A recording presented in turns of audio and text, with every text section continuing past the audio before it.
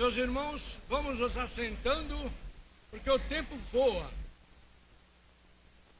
Som para mim. Som.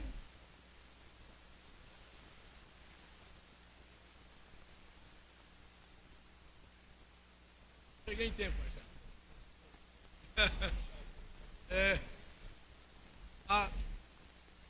Não me deram o som ainda. Meus irmãos, vamos nos assentando. O tempo corre e todo mundo quer ir embora cedo. Não ligaram lá ainda. Marcel, tá aumentando aí para mim? Aumenta para mim que o pessoal não está ouvindo.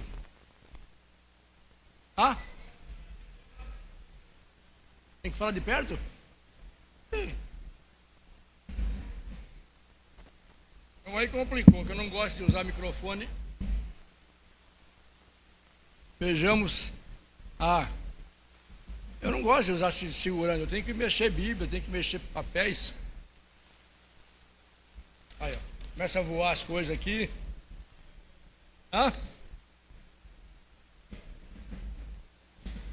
Não. É só assim. Aí. Agora ficou bom. Meus irmãos, só aguardando o pessoal que está lá fora para a gente poder estar começando a nossa aula de hoje. Sobrou-me o Evangelho de João, que o Marcelo pediu-me que escolhesse qual Evangelho. Eu fui o primeiro a ser consultado e não é que sobrou-me, eu escolhi. Eu gosto muito do Evangelho de João e escolhi falar sobre ele. Não é fácil sintetizar numa lição, numa aula, mas a gente vai tentar falar sobre o Evangelho de João, trazer suas mensagens que o apóstolo João nos escreveu para que nós pudéssemos crer que Jesus é o Cristo, Filho de Deus, como ele mesmo disse. Então vamos lá. Como os irmãos estão vendo? É para o Celso.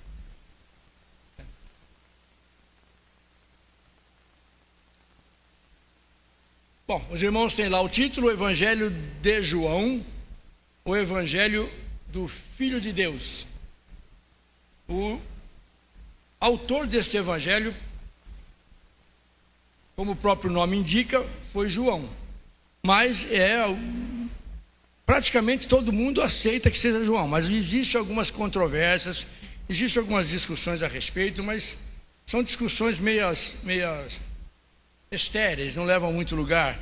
Tento encontrar um João que não seja o apóstolo, mas seja um presbítero da igreja de Éfeso. Mas existem algumas evidências externas e internas que só fortalecem a autoria de João. Podemos ir para o slide número 2? Evidências internas, ou melhor, externas. Se tivesse televisão ali era melhor, que eu não precisava ficar virando. Mas uma delas é o testemunho dos pais da igreja. Logo no segundo século, muitos deles já davam o Evangelho de João como de sua autoria. João, o discípulo chamado o discípulo do amor, e entre eles Inácio, Justino Mártir, Clemente de Alexandria, todos eles davam como sendo João o autor deste Evangelho. Temos uma frase que o próprio Irineu, discípulo de Policarpo, escreveu em 185 depois de Cristo, no final já do segundo século. Ele diz: depois que os evangelhos de Mateus, Marcos e Lucas foram escritos, João, o discípulo do Senhor, que também se reclinara sobre seu peito, publicou um evangelho enquanto morava em Éfeso, na Ásia. Ele disse ter ouvido isso de Policarpo, que era um discípulo do apóstolo João, quando ainda era jovem. Então Policarpo, ou quando Policarpo era jovem e ouviu, ou quando Irineu era jovem e ouviu de Policarpo, que já era velho. Ele não destaca isso, mas um dos dois era bem jovem e conseguiu ouvir do outro, que era discípulo de João, e disse que João escreveu o evangelho depois que os 3 outros evangelhos foram escritos. Evidências internas. Podemos ir para o terceiro, não, é o segundo slide ainda. Evidências internas. O autor do livro se declara testemunha ocular. No capítulo 1, o versículo 14 do capítulo 1 diz: e vimos a sua glória como a glória do unigênito Filho de Deus. Então ele estava vendo Jesus, não pode ter sido alguém que escreveu depois, porque as controvérsias que existem é que foi alguém que não foi testemunha ocular, foram alguém que escreveu depois dos fatos ocorridos, um século, 2 depois. Mas ele está ali presente dizendo: e vimos a sua glória como a glória do unigênito do Pai. Ele confessa também que quando ele chegou ao túmulo vazio de Jesus, correndo com Pedro, ele viu e creu. Então ele viu o túmulo vazio. Isso está no capítulo 20, versículo 8, onde eles chegaram correndo. E essa é uma outra característica do apóstolo nesse versículo, é que ele diz que Pedro e o outro discípulo correram juntos. O outro discípulo, que era mais jovem, chegou primeiro, mas não entrou. Pedro, que era mais afoito, entrou. Aí ele, seguindo o apóstolo Pedro, ele viu o túmulo vazio e creu. Os irmãos vão perceber que ele nunca diz o nome dele, ele sempre é o outro discípulo, ou o discípulo do Senhor. Por que Jesus o amava em especial? Porque ele dizia ali, né? João sempre se identificava como outro discípulo a quem Jesus amava. A quem Jesus amava. Por que Jesus o amava em especial? Algumas razões existem, né? Não é o que o mundo conta. Mas, além de provavelmente ele ser primo de Jesus, ele era o mais jovem do grupo. Ele necessitava de mais cuidados. Está ouvindo bem, Timóteo?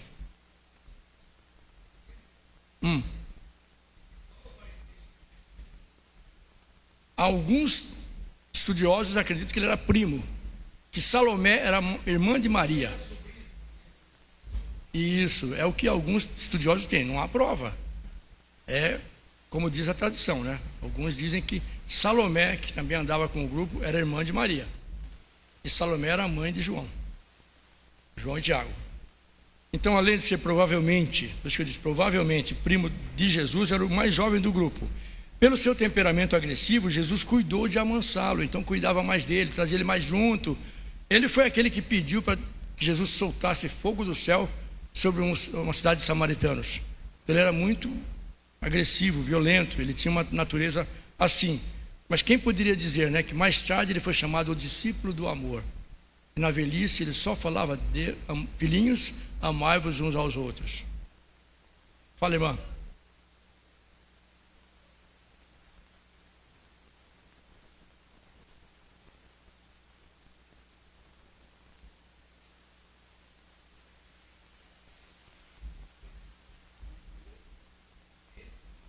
É, isso mesmo.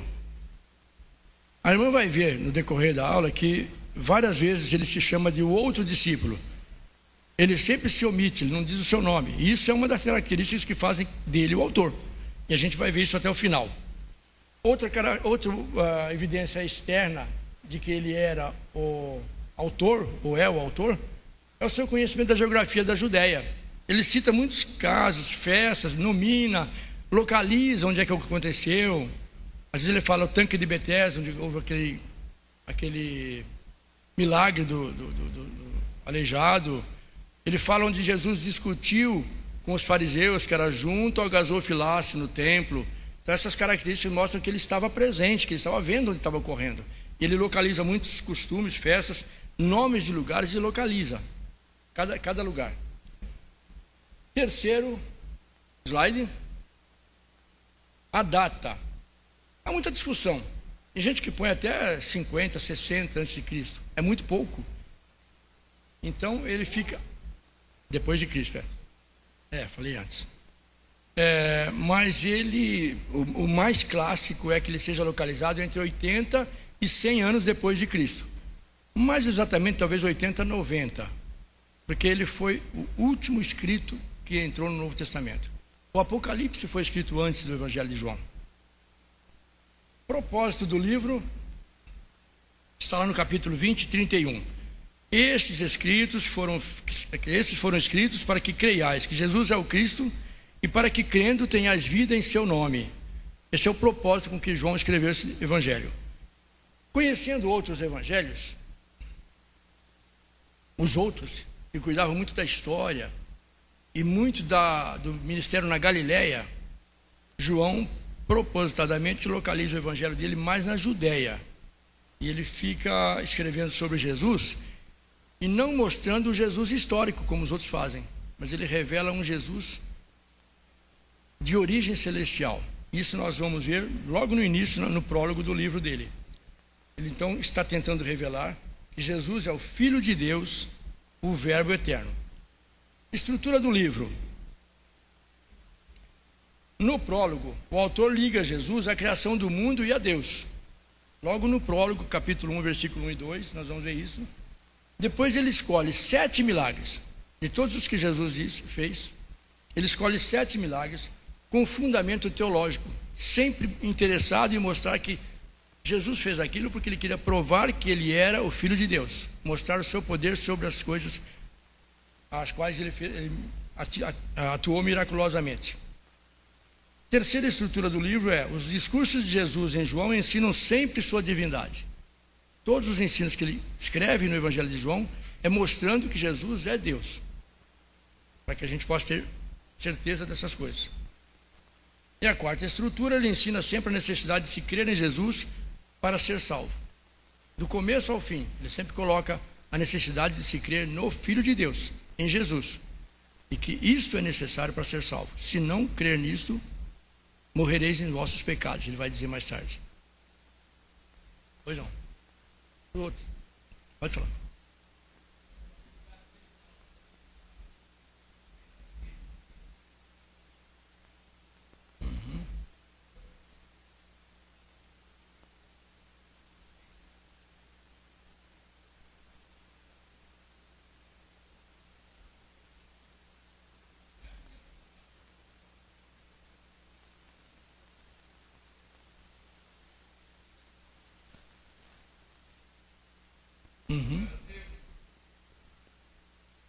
A gente não pode se esquecer que quando Jesus nasceu num corpo humano, ele se revestiu da humanidade. Então, como homem, como servo, ele não teve como usurpação ser igual a Deus. Então, ele se manteve como homem para cumprir a missão que ele tinha. Mas a gente sabe que a vontade do Pai é a vontade dele. Eles juntos na eternidade resolveram todo o plano da salvação. E aí ele se submete a Deus o Pai. Mas vamos em frente. O quarto slide, por favor. Já entramos agora no prólogo. Isso é importante. O prólogo é a introdução do Evangelho. O apóstolo João procura colocar capítulo 1, de 1 a 18, todo o curso que ele vai dar para o livro dele. Então ele começa em João 1 e 2, está lá. No princípio era o verbo, alguns traduzem por palavra, e o verbo estava com Deus, e o verbo era Deus. Então isto aí significa que o verbo ou palavra de Deus é a própria palavra que Deus está emitindo. Não é uma pessoa à parte, mas é como nós. Se eu emito aqui palavras, os irmãos vão sempre me cobrar pelo que eu falei. Que a minha palavra é a interpretação do que eu penso. Assim também, a palavra de Deus é o verbo de Deus que vai criar todas as coisas. A gente vai ver isso depois. Então estavam lá. E ele aproxima esse texto, quando ele escreve 1 e 2, pensando em Gênesis 1 a 3. No princípio criou Deus, e a palavra Deus aqui no hebraico é Elohim, que é plural, não é El, que a palavra El é Deus. Mas Elohim, o Rim é o plural do hebraico. Então ele está dizendo que Deus é plural. Mas isso não significa que Deus sejam 2, 3, 5 deuses. Um Deus. Porque a gente pode perceber que o verbo está no singular. No princípio criou. Se fossem vários deuses, seria: no princípio criaram os deuses os céus e a terra. Mas Deus, o nosso Deus, o Deus único que o judeu aprendeu a conhecer e que Moisés registrou, era o único Deus. Esse Elohim, como já expliquei, é um Deus que pode ser considerado no hebraico um Deus composto, um Deus que abarca todas as divindades, Então, naquele tempo tinha o Deus da planície, o Deus do vale, o Deus das montanhas, o Deus dos mares. E esse Deus era o Deus que cumpria todos os propósitos, não precisava de outro Deus. Ele nos atendia em qualquer lugar onde estivéssemos, como o salmista diz, né? Se eu subir ao céu, tu lá estás. Se eu descer ao fundo do mar, lá também estás. Então, este é um Deus completo que nos atende onde quer que estejamos, no vale da sombra da morte, inclusive. O verbo está no singular, como eu falei, e observação, eu coloquei lá o versículo 14, só para os irmãos perceberem. A intenção do autor é colocar Jesus lá na criação, o verbo criador. Depois no outro versículo ele vai dizer: todas as coisas foram feitas por ele, sem ele nada do que foi feito se fez. E aí ele enfecha essa ideia no versículo 14, quando ele diz: o verbo, a palavra eterna, a palavra que nos criou, que criou todas as coisas, se fez em carne e habitou entre nós. Então aí não sobra dúvida de que aquele verbo se encarnou, se fez em carne e é o nosso Salvador Jesus Cristo. Não é um outro Deus, não é uma outra entidade, não é um filho criado, como os testemunhos de Jeová dizem, mas é um filho gerado eternamente, porque a palavra é gerada eternamente. Nós passamos a vida inteira falando, né, gente? E a nossa palavra é sempre nós mesmos representados. Então Jesus é a palavra de Deus. Quando Deus fala, Jesus está agindo com a palavra de Deus. Vamos ao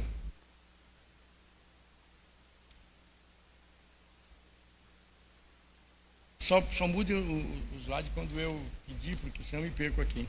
Anotei os versículos. Bom, ainda no prólogo, podemos destacar algumas coisas. Como eu já disse, né? João diz que todas as coisas foram feitas por ele, e nada do que foi feito se fez. E quem? Quem ele? O verbo. 4 e 5 nos diz, os irmãos quiserem manter até a Bíblia aberta para ir acompanhando, no verbo estava a vida, e a vida era a luz dos homens. Isto é, a vida que nós temos é a luz que Jesus nos traz, né? Depois ele vai dizer no versículo 5: a luz resplandece nas trevas, e as trevas não prevaleceram contra ela. Ela veio ao mundo cheia de trevas e ele venceu. Isso é o que o João está dizendo, ele foi vitorioso sobre as trevas. 9 e 10 nos mostra que a luz verdadeira que ilumina todos os homens estava vindo ao mundo. Então não há a menor dúvida de que a luz que ilumina todos os homens é a vida dos homens, e ela estava chegando ao mundo. Versículo 10 diz: estava no mundo, o mundo foi feito por ele, mas o mundo não o conheceu. Neste caso, o mundo o rejeitou, o mundo não o conheceu como Deus. E no versículo 11, está lá? Não. Pode mudar, por favor. No versículo 11, nos informa: veio para o que era seu, mas os seus não o receberam. E no versículo 12 diz: mas a todos que o receberam, deu-lhes o poder de serem feitos filhos de Deus.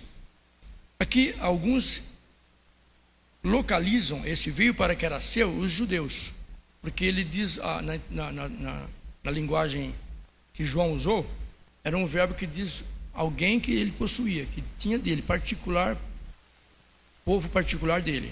Por isso que eles dizem que na verdade não era só o mundo não o conheceu, mas os seus não o receberam e o rejeitaram. E aí vem o versículo 12, que todos nós conhecemos e que é maravilhoso, né? Mas a todos que o receberam, deu-lhes o poder de serem feitos filhos de Deus. E eu posso dizer no versículo 13, está lá? Está. Nascidos não da vontade do homem, nem da vontade da carne, nem da vontade do varão, mas de Deus. E aí a gente consegue olhar lá para o capítulo 3, onde ele conversa com Nicodemos, e ele vai falar desse novo nascimento. Aqueles que não nascem do Espírito continuam sendo apenas carne, que nasceram só da vontade da carne, mas não da vontade de Deus. Então aqui ele já começa a falar do novo nascimento, que ele vai revelar para a gente que há necessidade de se nascer de novo, quando ele fala para Nicodemos. E o versículo 14, que enfecha aí o prólogo, diz que a palavra, o verbo se fez em carne e habitou entre nós. O próximo slide? Próximo slide? Já está. E aqui vem o testemunho do autor. Quando ele diz, o verbo se fez em carne e habitou entre nós, no versículo 14, ele conclui, e vimos a sua glória. Ele viu, cheio de graça e de verdade, do único Filho de Deus. Certo? E no versículo 18 ele conclui, Deus nunca foi visto por ninguém, mas o Deus unigênito é quem o revelou. Algumas versões trazem o Filho unigênito, que não deixa de ser o Filho único gerado de Deus. É quem nos revelou, é quem revela o Pai. Mas Deus realmente nunca foi visto por ninguém e continua não sendo visto. Nós vemos Deus na face de Jesus. Eu acredito que nós vamos ver Deus sempre na face de Jesus, porque nele habita corporalmente toda a plenitude da divindade. Deus nunca, como Espírito, vai poder ser visto por nós. Mas ele, em Jesus, ele se revela como nosso Deus. E nós podemos compartilhar com ele. Olha que maravilha. Não vai ver Deus no céu, porque Deus é Espírito. Lá estará Jesus entronizado no trono de Deus. Essa é uma controvérsia que eu não vou entrar no campo. Mas se Deus nunca foi visto por ninguém, não diz aqui que será um dia. E nós vamos ver Jesus como ele é. Não, lógico. Nesse sentido, sim, nós vamos ver Deus em Jesus. Mas nunca o Espírito imanente, o Espírito invisível. Como é que a gente vai poder ver Deus se ele está em todos os pontos do infinito? Se eu olhar Deus pela frente e dizer, eu estou vendo Deus, eu estou mentindo, porque atrás de mim também tem Deus. Mas o Deus que se revela a nós e se fez em homem, foi justamente para que nós pudéssemos conhecê-lo, poder visualizá-lo e falar com ele. Fala, irmão.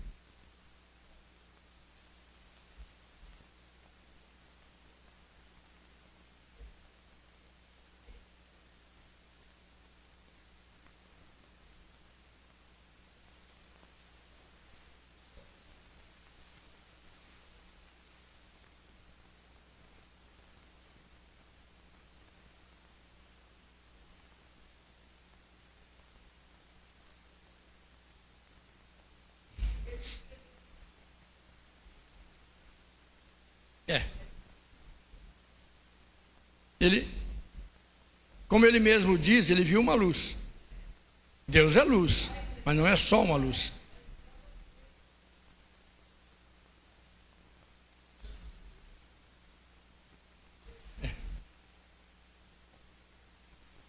Bom, agora depois do testemunho que João dá sobre Deus, que Deus nunca foi visto, e o Deus unigênito, o Filho unigênito que é Jesus, que está no seio do Pai, quem vai nos revelar Deus, vai nos apresentar Deus sempre. Nós temos o testemunho de João Batista também. Outra característica de João é que ele não chama João Batista, sempre é João. Mas a gente sabe que é o Batista. O Batista era a função dele. Ele batizava. Então lá no versículo 29, ele apresenta para os seus discípulos: vejam, este é o Cordeiro de Deus que tira os pecados do mundo. E no versículo 30, ele diz, ele é superior a mim, porque já existia antes de mim. Então ele mostra aqui, através de João o Batista, que Jesus era eterno e já existia antes mesmo que João Batista existisse, não é? Versículo 31 a 33, estão lá? Não estão. João batizava porque, segundo ele, através do batismo ele reconheceria o Messias. Porque quem revelou a ele que ele seria o precursor, disse a ele, aquele sobre quem descer o Espírito como uma pomba, não uma pomba, mas como desce uma pomba, seria o Messias. A pomba desce planando, né? Quando ela vai sentar. O Espírito Santo desceu sobre Jesus Cristo e de alguma forma João viu. E ele reconheceu que aquele era o Messias. Embora depois, mais tarde, com tantos problemas que ele teve na prisão, ele ficou em dúvida. Será? O coração incrédulo nosso, né? Depois de tudo que ele viu, da missão que ele teve de se dizer, este é o Filho de Deus, o Cordeiro de Deus, ele teve dúvidas. Mas a gente tem que entender, ele era humano, ele estava prestes a ser decapitado numa prisão. E ele diz no versículo 34: eu vi e testifico que este é o Filho de Deus. Isto aqui, até aqui, é depoimento de João o Batista. Os outros versículos, ele vai, eu não registrei ali, mas ele vai dar o testemunho dele próprio. Bom, aí mudando, não, no próprio slide ainda. Pode mudar, por favor, o slide.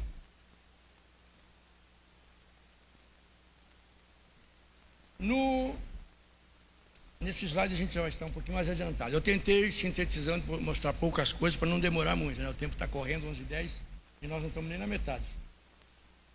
Os irmãos que tiverem necessidade de sair antes, por favor, fiquem à vontade, não se preocupem. Mas aqui já pegamos um pouco atrasado. Pois é, Jesus chama os primeiros discípulos, e isso está um pouco antes desse tema aí, quando o Batista de novo repete: vejam, este é o Cordeiro de Deus que tira os pecados do mundo. E no versículo 37, João nos informa: 2 discípulos dele seguem a Jesus. Só que vejam a característica de João. Ele diz: um deles era André, mas ele não diz o nome do outro. E mais tarde a gente vem a saber que era João. Então ele diz: como sabemos que um deles era João? Porque ele estava se omitindo. De novo, não sabemos se pela simplicidade dele, ou por não querer aparecer no livro que ele estava relatando sobre Jesus. Ele nunca diz quem é o autor. Isso é que deixou muita gente em dúvida. Se ele tivesse posto o nome dele, como Paulo sempre dizia, né? Paulo, as igrejas, não sei quem, ele ficava bem claro quem era o autor. Mas, no caso de João, ele se omite sempre. Outra chamada admirável, também não está ainda nesse slide, é a continuação da chamada dos primeiros discípulos. A chamada de Natanael é admirável. O que acontece? Os irmãos já conhecem o texto, mas o que acontece? André foi chamar o irmão dele, Natanael, que também é chamado de Bartolomeu. Às vezes as pessoas procuram saber quem é o Bartolomeu de um evangelho e o Natanael do outro, né? Mas, segundo informações que eu colhi, é o mesmo apóstolo. Foi chamar Natanael, e Natanael, sabendo que Jesus era de Nazaré, falou: mas pode vir alguma coisa boa de Nazaré? Quando ele disse: vem e vê. É o que devemos fazer também, né? Ah, está duvidando? Vem ver. Vamos constatar aqui na palavra. E ele veio. E quando ele chegou, Jesus disse para ele: eis aí um verdadeiro israelita, em quem não há culpas, não há dolo. Ele se espantou e perguntou para Jesus: mestre, de onde você me conhece? Jesus disse: antes que André te chamasse, eu te vi, estando debaixo da figueira. Isso para Natanael foi contundente. Ele viu que aquele homem era a resposta das orações dele. A gente infere que o judeu costumava orar embaixo de árvores, adorar a Deus, clamar a Deus. E ele provavelmente estava clamando, pedindo a Deus revelações, pedindo a Deus que mostrasse o libertador, aquele que viria a vir. E quando Jesus disse a ele: eu te vi quando você estava embaixo da figueira, ele percebeu que aquela era a resposta de Deus. Por isso ele clama, maravilhado: mestre, tu és o Filho de Deus, tu és o Rei de Israel. E daí para frente ele não mais deixou de segui-lo. E diante disso Jesus faz uma revelação espetacular. Porque te disse: vi-te debaixo da figueira, cresces? Coisas maiores vocês verão. Vocês verão os céus abertos e anjos subindo e descendo sobre o Filho do Homem. Aí no versículo que começamos ali, vem o primeiro milagre de Jesus. Qual é o milagre? Todo mundo sabe qual é, né? Está lá escrito. E isso, onde Jesus transforma a água em vinho. Este milagre também demonstra o poder que Jesus tem de transformar a matéria, revelando que ele pode nos transformar de homens pecadores em pescadores de almas, como ele vai dizer para os discípulos. Jesus purifica o templo na sequência. Isso está no capítulo 2, versículo 3 a 25, onde Jesus entra no templo, todo mundo sabe disso. e começa a expulsar todos os cambistas e vendedores de animais que faziam sacrifícios ali. Por quê? Porque eles estavam invadindo o pátio dos gentios. Não era lá dentro do templo, mas era no pátio dos gentios, que eles achavam que era um hall de entrada do templo, mas não era. Era um lugar guardado para que os gentios pudessem adorar a Deus. E eles estavam invadindo aquele espaço, deixando os gentios sem lugar. E seus discípulos lembraram-se do Salmo 69, versículo 9, que diz: o zelo da tua casa me consome. Quando eles viram, depois é que eles lembram disso.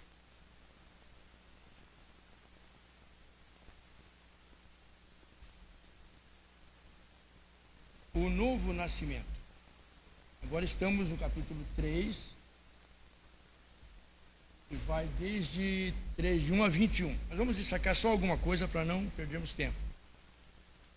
De novo, Jesus vai falar sobre o novo nascimento, que João já tinha colocado no versículo 12, que a gente, e 13, do capítulo 1, que nós precisamos nascer de novo, nascer de Deus. E ele vai ensinar isso para Nicodemos. E ele diz no versículo, no versículo, não separei. Em verdade te digo que quem não nascer de novo não pode ver o reino de Deus. Isso é muito controvertido também. Pessoas acham que nascer da água é o batismo, outros acham que nascer do Espírito é morrer e ser transladado para o mundo dos espíritos, que é o caso dos espíritas, né? Eles acham que esse ensino que Jesus está dando para Nicodemos é espírita, mas não é. Todos nós nascemos da água. E o que é nascer da água? No útero de uma mulher a gente fica imerso em água. E todos nascem dessa maneira. Mas isso só não basta. É preciso nascer de Deus. É o que ele está dizendo para Nicodemos. E o versículo 16, que todo mundo conhece, é o versículo mais conhecido da Bíblia, segundo o meu modo de entender. Não sei se tem algum aí que conhece melhor do que este. Mas é o versículo que sintetiza todo o Evangelho, toda a história do homem e de Deus, seu Criador. Deus amou o mundo e enviou seu Filho. Esta é a história que sintetiza a vinda de Jesus, para que todo aquele que nele crê não pereça, mas tenha a vida eterna. E no versículo 17 ele diz: Deus enviou seu Filho para salvar o mundo e não condená-lo. Então Jesus veio como Salvador. Ele nunca condenou os homens. Mas no versículo 18 ele explica: quem crê em Jesus não é condenado, mas quem não crê já está julgado, já está condenado, porque não crê no nome do unigênito Filho de Deus. Versículo 18, outro slide. João o Batista dá novo testemunho de Jesus. João sabia em que tempo João Batista dera esse testemunho. Isso foi, ele diz no texto, antes que ele fosse preso. João dizia: eu não sou o Messias, porque estavam interrogando João: quem é você? O que você diz de si mesmo? Você é Elias? Você é o Messias? Ele dizia: não, eu não sou o Messias. Mas ele confessava ser o precursor. Ele se identifica com voz do que clama no deserto, profetizado por Isaías. Versículo 30 ele diz: é necessário que eu cresça, que ele cresça e eu diminua.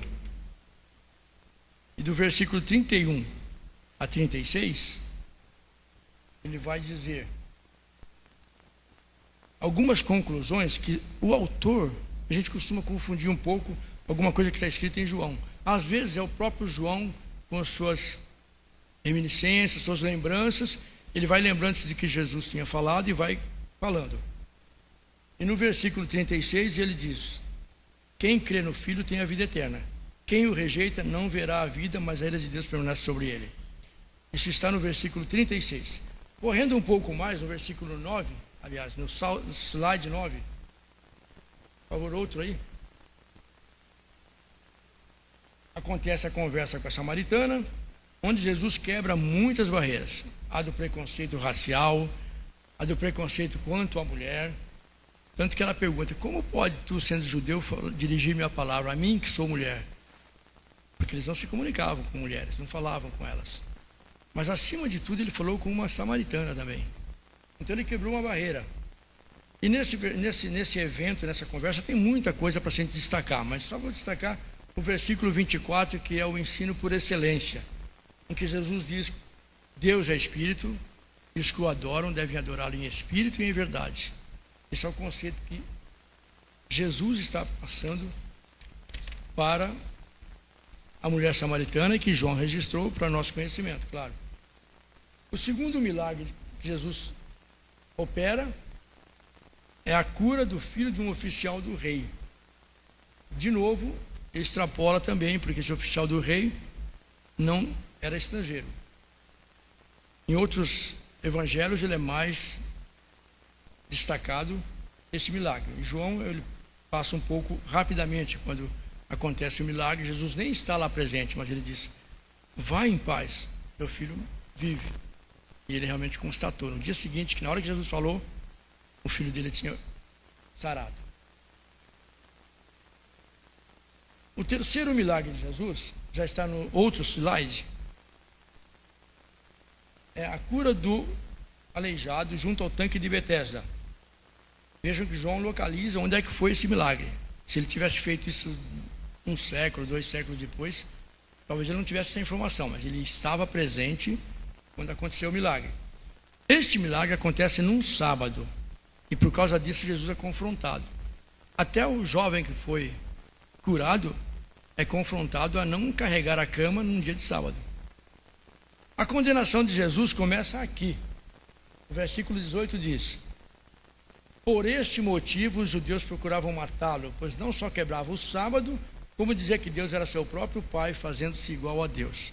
Vejam, as duas acusações que eles faziam contra Jesus, Jesus não negou.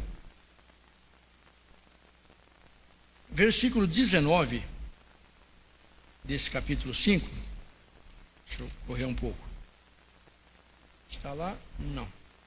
Versículo 19 diz: em verdade vos digo que o filho por si mesmo não pode fazer coisa alguma, ele só pode fazer o que vê o pai fazendo, porque tudo que o pai faz, o filho o faz igualmente.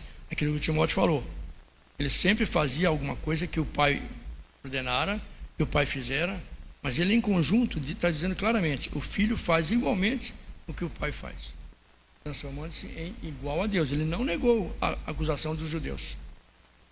Versículo 21 ele diz: assim como o pai dá a vida, o filho a dá igualmente. De novo, igualdade com o pai.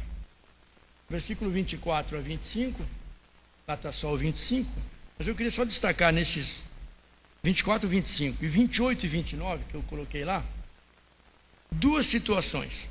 A primeira, 24 a 25, em que Jesus diz: em verdade vos digo que quem ouve a minha palavra e crê naquele que me enviou, tem a vida eterna e não entrará em condenação, mas passou da morte para a vida. E ele diz no versículo 25: em verdade vos digo que vem a hora, e já chegou, isso é acontecendo no tempo dele, em que os mortos ouvirão a voz do Filho de Deus, e os que a ouvirem viverão. Isto é a situação que Jesus já estava vivendo, em que aqueles que atenderem, ouvirem a voz do Filho de Deus, no sentido de receber, de confiar, de crer, viverão. E é o que acontece até hoje. Todo aquele que ouve a voz do Filho de Deus através do Espírito Santo, através da pregação do Evangelho, através do seu testemunho da palavra de Deus, vive ressuscitando como uma nova criatura. É o novo nascimento de novo que está impregnado no Evangelho de João. Mas ele vai dizer depois, e para destacar a diferença, no versículo 25, ou melhor, 26, assim como o Pai tem a vida em si mesmo, assim também deu ao Filho ter a vida em si mesmo. E no versículo 28, não vos maravilheis disso, porque vem a hora, e agora ele não diz que já chegou, vem a hora em que todos os que estão nos sepulcros ouvirão a voz do Filho de Deus e sairão. Isso já é a ressurreição do dia final, do juízo final, em que todos os que ouvirem vão sair para juízo. Tanto que ele diz no versículo 29, os que fizeram o bem, para a ressurreição da vida, e os que fizeram o mal, para a ressurreição da condenação. Pois não. Uhum.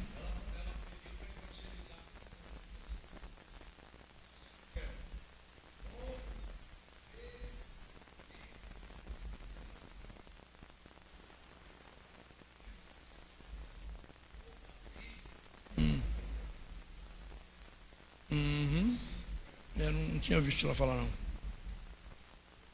Bom, depois nós tivemos aí um outro slide, por favor. Vem o milagre da multiplicação dos pães, que já é o quarto sinal que João registra, provando que Jesus é o verdadeiro pão de Deus.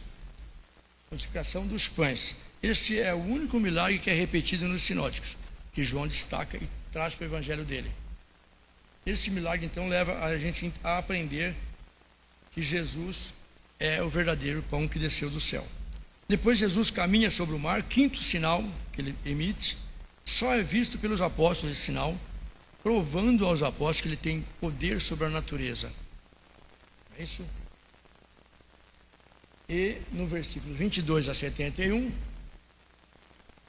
ele vai falar realmente sobre o pão da vida. Isso está no capítulo 6, 22 a 71, onde Jesus diz no versículo 32: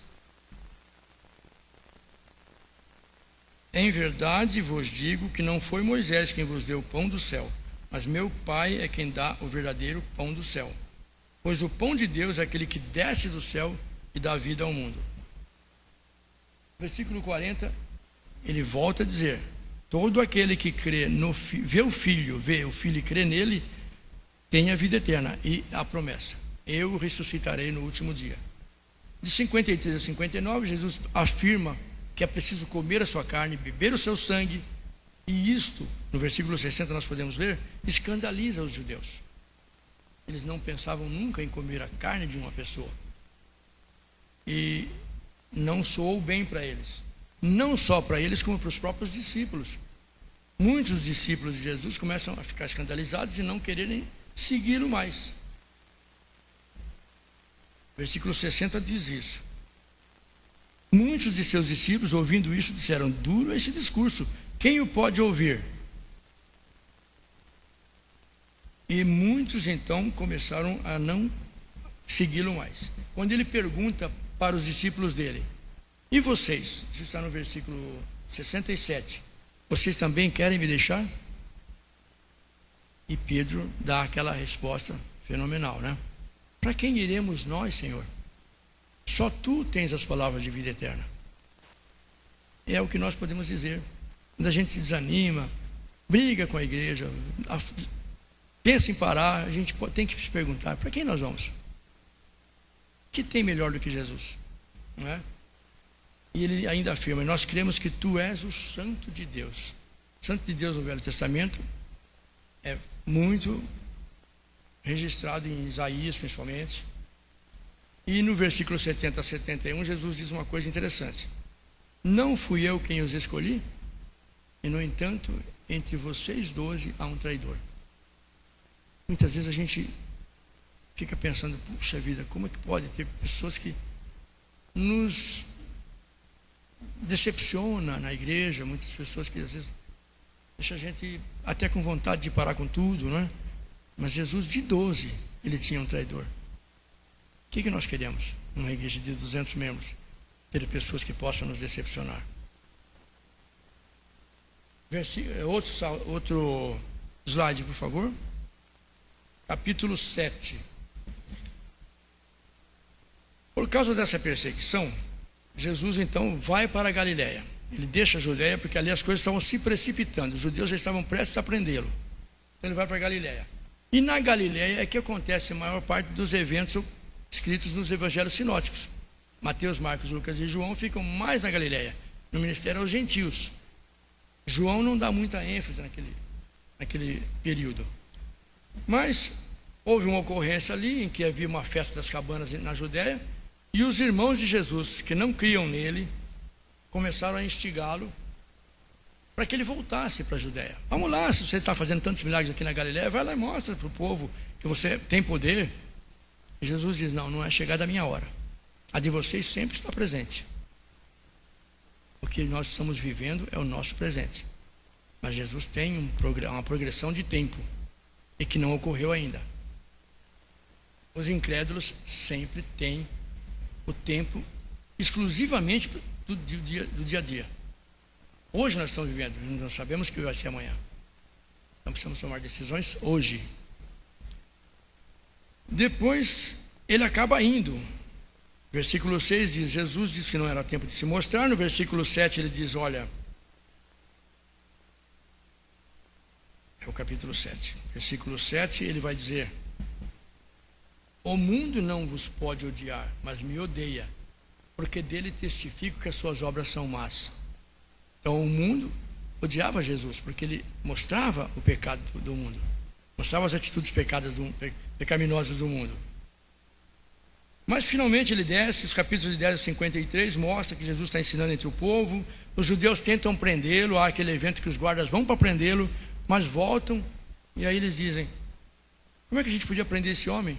Nunca ninguém falou como ele.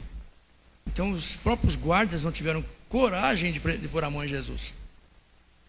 Depois no outro slide, capítulo 8, nós temos o evento da mulher apanhada em adultério, e a gente pode destacar aqui rapidamente o versículo 7, quando Jesus diz, quem estiver sem pecado, atire a primeira pedra.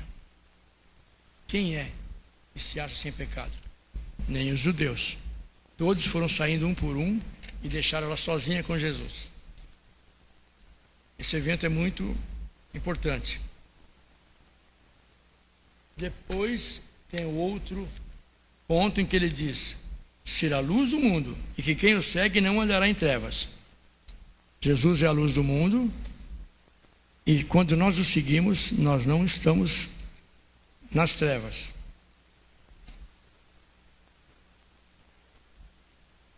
Depois tem um ponto, versículo 24, 28 e 58, em que ele enumera os pontos em que Jesus diz e se identifica com o grande eu sou do Velho Testamento. Estão lá?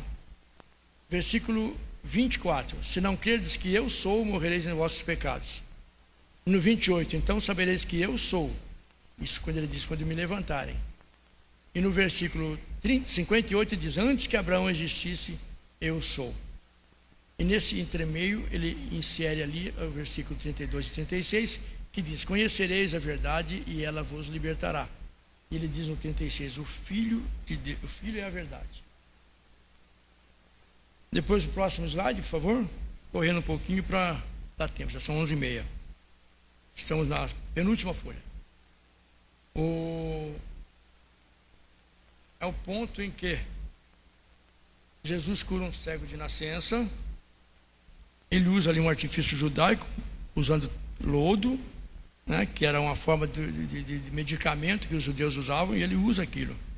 E manda o cego lavar-se no tanque de Siloé. Ele está fazendo tudo como manda a lei. E o autor demonstra ser seu testemunho ocular justamente nisso também. Ele sabia onde Jesus mandou ele se lavar. Era no tanque de Siloé. De 8 a 34, os vizinhos, os fariseus, ninguém crê naquela cura. Acham até que não é o mesmo cego, é um outro. Não aceitam o testemunho dele e expulsam-no. E do versículo 35 a 41, o cego encontra Jesus, porque ele não sabia quem é que o tinha curado. Aí Jesus se revela para ele e ele adora o Messias. Adoração que só a Deus é devida. Depois tem o evento do Jesus como bom pastor. Capítulo 10, no versículo 11 ele diz, eu sou o bom pastor dá a vida pelas ovelhas. E a gente se lembra do Salmo 23, né? O Senhor é o meu pastor. Versículo 18 ele diz, eu vou dar a minha vida pelas minhas ovelhas, mas ninguém vai tirá-la de mim. Ele a dá e ele a retoma. E no versículo 25 ele diz, eu sou a ressurreição e a vida. Isso aqui já falando do evento da ressurreição de Lázaro, que foi um evento que nenhum dos outros evangelistas registra. É algo que fica estranho, porque ninguém se lembrou de uma ressurreição como aquela. E é inexplicável, mas João relata, dizendo que esse é o 7º sinal de Jesus, seu poder sobre a morte. Disse Jesus: eu sou a ressurreição e a vida, quem vive e crê em mim não morrerá eternamente. Outro slide. A entrada triunfal de Jesus em Jerusalém. Na noite anterior, Jesus havia sido ungido por Maria com um perfume caríssimo, mas Judas reclama que ele podia ter sido para os pobres, vendia, levantava o dinheiro, mas na verdade o João explica aqui, ele reclamou porque ele era tesoureiro do grupo, guardava o dinheiro e roubava na bolsa. Então João é aqui, já muito tempo depois, ele pode falar tudo sem problemas. Jesus entra em Jerusalém, aclamado como Messias, rei de Israel. No versículo 23 a 36, ele prediz sua morte e diz que só morrendo se consegue a vida. Quem ama sua vida perderá, mas quem perdê-la por amor dele, a ganhará. Versículo 46, ele diz: eu vim ao mundo como luz, para que aquele que crê em mim não permaneça nas trevas. Graças a Deus por isso, nós não permanecemos em trevas. Outro slide, por favor. Um anterior. Nesses capítulos, Jesus se dedica à preparação dos apóstolos. É o capítulo 13 até 17. Ele vai falar muitas instruções para os apóstolos. Uma delas é a cerimônia em que ele lava os pés dos discípulos e diz a eles: se eu, sendo Senhor e Mestre de vocês, lavei-lhes os pés, vocês também devem lavar os pés uns dos outros. E no versículo 17 ele diz uma frasezinha bem pequena que muita gente não atenta: sabendo estas coisas, vocês serão felizes se as fizerem. Se nós sabemos que Jesus mostrou que ele, sendo servo, ele lava os pés dos apóstolos, nós também devemos lavar-nos uns aos outros, isto é, servir-nos uns aos outros. No 18 a 30 ele revela que é um traidor no grupo. No 21 ele diz: um de vocês vai me trair. E a tônica de João, no versículo 34, Jesus ensina um novo mandamento: amai-vos uns aos outros. De 36 a 38 ele afirma que Pedro vai negá-lo. Tem aquele evento em que Pedro diz: não, nunca o negarei. Ele diz: antes que o galo cante, 3 vezes me negarás. Outro slide. Jesus promete o Espírito Santo, está no capítulo 14, em que ele diz: eu sou o caminho, a verdade e a vida, e promete o Espírito Santo. Versículo 16: rogarei ao Pai, e ele vos enviará o Espírito Santo. Outro slide. Versículo 18. Aliás, capítulo 15. Jesus é a videira verdadeira. Outro ponto importante também do Evangelho de João, em que ele fala que ele é a videira verdadeira e seu pai é o agricultor que rega, que cuida da videira onde dá os frutos, que somos nós. Então nós somos cuidados por Deus. Versículo 12 diz lá: o meu mandamento é este: amai-vos uns aos outros como eu vos amei. Outro slide. A obra do Espírito Santo.